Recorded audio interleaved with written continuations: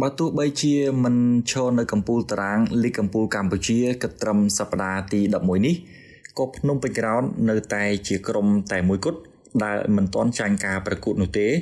នៅក្នុងការប្រកួតបាល់ទាត់លីកកំពូលកម្ពុជា2025-2026គួររំលឹកថាក្លឹបបាល់ទាត់ភ្នំពេញក្រោន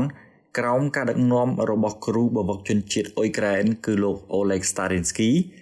រដូវកាល2025-2026នេះមានការផ្លាស់ប្ដូរយ៉ាងខ្លាំងជាពិសេសគឺកីឡាករបរទេសដែលផ្លាស់ប្ដូរស្ទើរទាំងស្រុង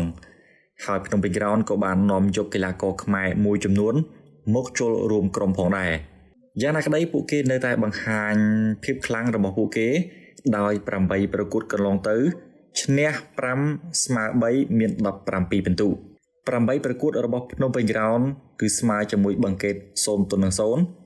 ស្មើជាមួយកងយោធពលខេមរៈភូមិន្ទ1-1យកឈ្នះ Live ខេត្តព្រះសីហនុ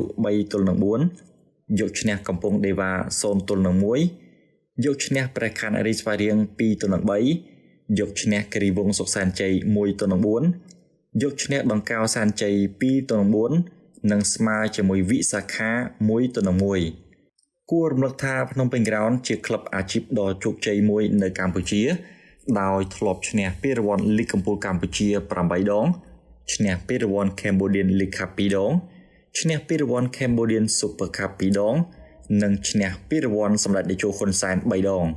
សូមបញ្ជាក់ថាកត្រឹមការប្រកួតបាល់ទាត់លីកកំពូលកម្ពុជាសប្តាហ៍ទី11ព្រះខ័នរាជវារៀងនៅតែឈរនៅកំពូលតារាងដោយមាន21ពិន្ទុ